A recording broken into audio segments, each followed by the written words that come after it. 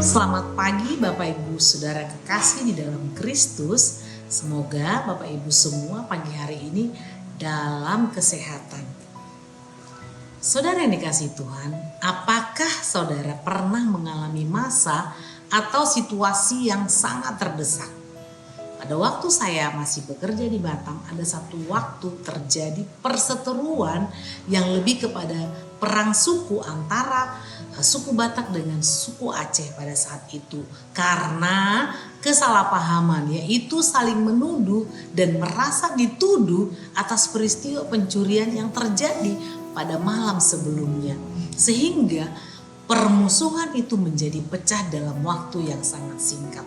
Saat itu, saat saya pulang bekerja pada shift 2 sekitar tengah malam ya, begitu saya menutup pintu di belakang saya, tiba-tiba semua kaca jendela pecah. Saya nggak tahu bahwa segerombolan orang sedang datang di belakang saya tidak menyadari, saya tidak memperhatikan. Sehingga ketika saya menutup pintu, jendela semua berantakan, kaca-kaca di jendela, saya tiba-tiba juga menjadi gemetar, tidak memiliki tenaga untuk berdiri. Lutut saya terasa lemas semuanya ya, tidak bisa berdiri lagi. Sontak saya benar-benar jatuh. Sampai akhirnya saya merasa saya tidak memiliki napas lagi. Saya merasa terdesak. Situasi ini membuat saya memahami bagaimana keadaan yang akan kita baca dari kitab renungan kita pagi hari ini.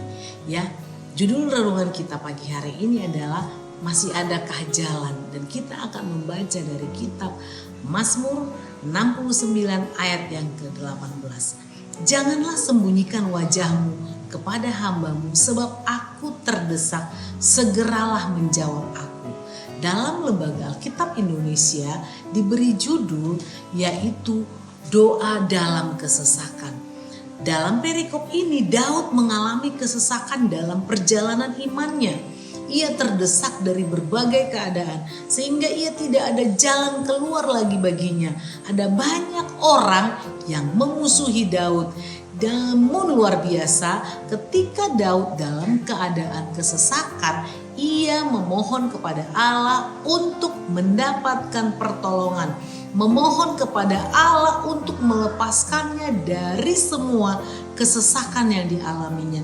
Daud berkali-kali menegaskan permohonannya kepada Allah sampai ia mendapatkan pertolongan yang dibutuhkannya. Daud tidak meminta pertolongan kepada manusia. Daud tidak meminta pertolongan kepada raja-raja atau orang-orang hebat pada saat itu. Ia hanya meminta pertolongan kepada Tuhan agar Tuhan melepaskannya dari kesesakan yang sedang ia alami.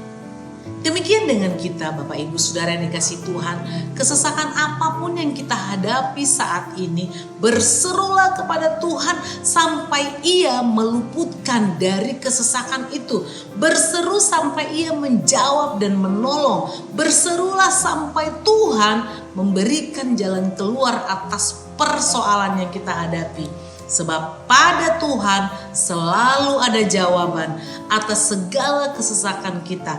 Pada Tuhan ada jalan keluar.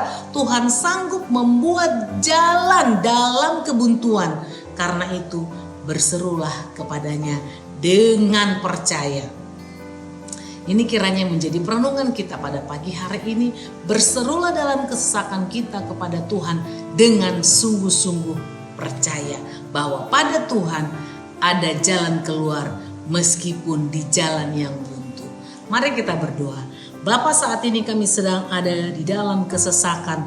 Tolonglah kami dengan kasih setia dan rahmat-Mu sehingga kami terluput dari kesesakan kami. Dalam nama Yesus Kristus Tuhan kami sudah berdoa. Haleluya. Amin. Shalom semuanya. Tuhan Yesus